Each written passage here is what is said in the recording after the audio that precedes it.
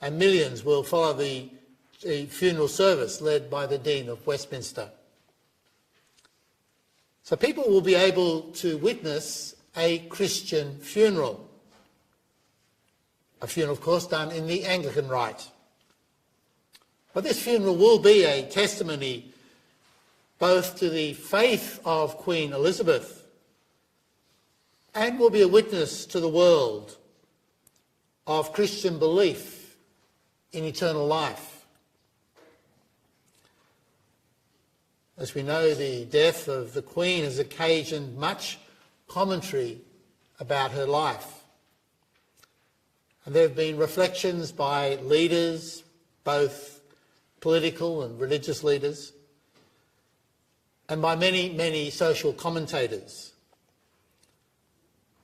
And all have acknowledged some of the extraordinary characteristics of her personality, living as she has as a monarch through 70 years of great social change.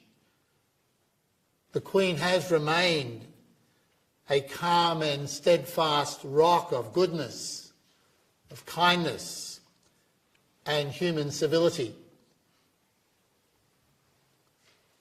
The Queen was a woman of faith, and this faith, she said, was the foundation to her life. Back in 1994, in her Christian message, Queen Elizabeth made very clear the depth of her personal faith when she said, "For me, the life of Jesus Christ, the Prince of Peace, is an inspiration and an anchor in my life." We've all been moved, no doubt, by her passing and have had the opportunity to reflect on some of these qualities of her character. In some ways, she carries qualities of character that would appear to belong more to a bygone era, qualities that sadly are no longer as prized and embraced in our contemporary culture. Her sense of duty, for instance, seeing her life as Queen as essentially one of service to her subjects, a service that she maintained right to the very end.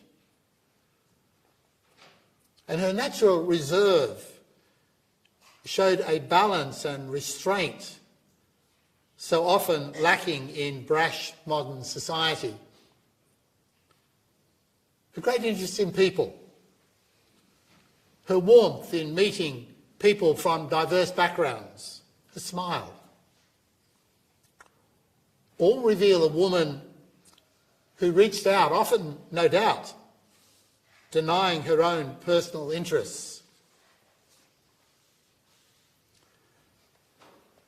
Carl Trueman is an academic, a theologian, who originally came from England but now lives and lectures in America. He's recently written a book which is entitled The Rise and Triumph of the Modern Self. In this book, he outlines a profound shift that has taken place in Western society in terms of the way people see and understand themselves. His thought could be summarised by these words of his when he says, "The modern self assumes the authority of inner feelings and sees authenticity as defined by the ability to give social expression to the same." In other words, he says that people today tend to define themselves by their feelings and believe that they have a right to live by them, and in doing this, expect to be accepted by everyone else. I think that Carl Trueman has, in fact, grasped the way in which many now in our modern society see things. And this view, I think, is quite pervasive in modern society, to the extent now that for some, for many perhaps, inner feelings can even take precedence over external realities. And I think this is no more clearly seen than in the transgender movement. But the character of Queen Elizabeth stands in stark contrast to this now pervasive understanding of the nature of the self, and hence the way that human life should be lived. In contrast to this view, the Queen directed her life outwardly towards others, directed towards the well-being of others, and always attentive to the common good.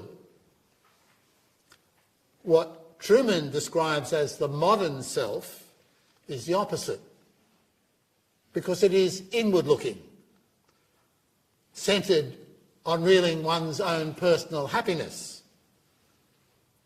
and placing one's own needs first. But the Queen's life reflects more faithfully the Christian understanding of how to be human. When Jesus spoke of the need to lose one's life in order to find it. And this is the great paradox of human life. It is in giving that we receive, as the peace prayer of St. Francis says.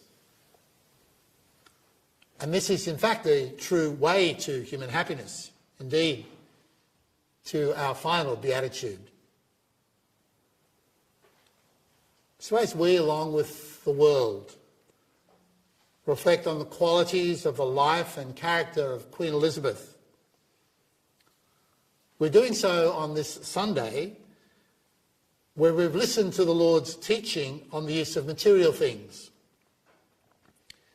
He teaches, as we heard in the Gospel today, that we need to use money, though he describes it as a tainted thing, but warns of the danger of becoming a slave to money, and it is a slave to the amassing of material things. He reminds us that we cannot have it both ways. We cannot be the slave of two masters, God and money. We must choose. It is one or the other. It cannot be both.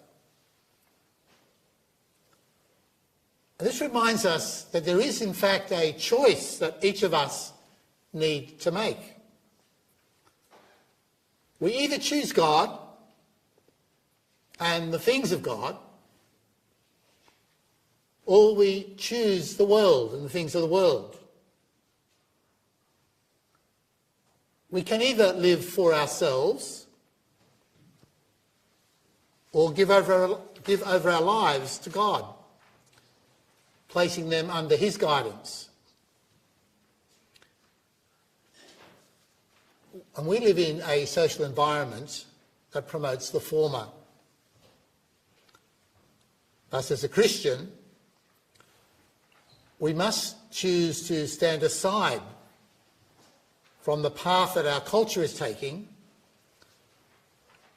and so not pursue the cult of personal happiness favoured by the rise of the modern self. Because we as Christians understand that true happiness is found in losing oneself, in giving oneself,